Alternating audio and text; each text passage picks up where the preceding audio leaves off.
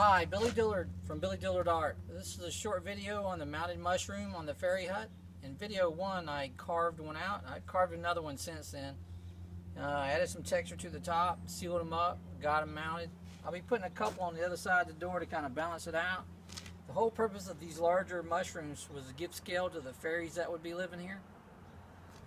If you got a project that you're working on or you're going to be working on, and you're not quite sure how to go about it, what materials to use, or how to take different materials and mix them together to get the effect that you want, and you don't know who to go to get these kind of answers, contact me, let me know. I'll be happy to help you out.